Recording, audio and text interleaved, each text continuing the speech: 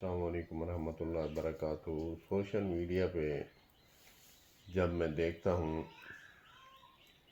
کہ کسی عالم دین کی بات کو سمجھنے کے بغیر نیچے کمنٹس کر دینا، برا بھلا کہنا، وہ بات ایسے ہے کہ ایک عالم دین، بزرگ عالم دین بیان فرما رہے تھے اور ایک شخص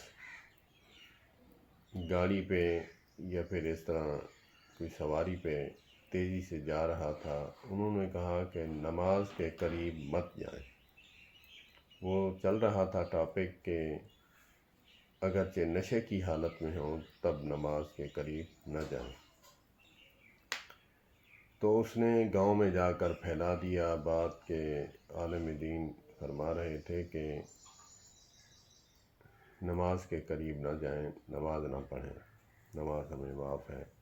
وہ گاؤں والے سارے مسجد کی طرف مٹ پڑے اور کہا کہ نبی پاک صلی اللہ علیہ وآلہ وسلم کو نماز معاف نہیں، آپ اتنی نماز پڑھا کرتے تھے حتیٰ تورمت قدمات۔ امی عائشہ صدیقہ رضی اللہ تعالی عنہ فرماتی ہیں کہ آپ کے پاؤں مبارک، قدم مبارک اتنی نوافل اور تہجد، اتنی فرائض انجام دیتے کہ آپ کے قدم مبارک سوج جایا کرتے تھے۔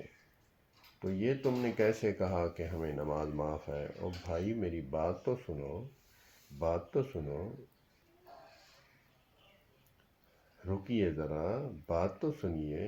بات یہ ہے کہ میں نے یہ ٹاپک چھیڑا ہوا تھا کہ نماز ایسی چیز ہے کہ نشے کی حالت میں منع ہے نماز کا۔ بات تو یہ چل رہی تھی وَأَنْتُمْ سُكَارَىٰ، جب تم نشے میں ہو تو نماز کے قریب مت جاؤ۔ جو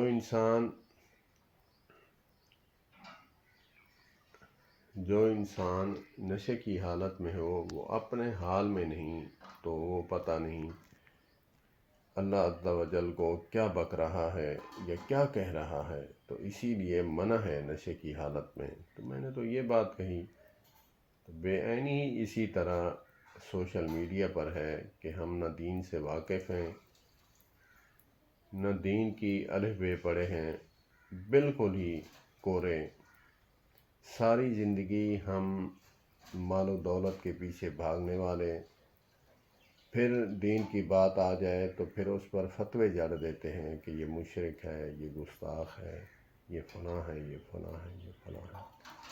تو ہمیں بھی چاہیے کہ ہم کوئی عالم دین کہے بات تو اس کو سوچے سمجھے بغیر کمنٹس مت کریں، برا بھلا مت کہیں۔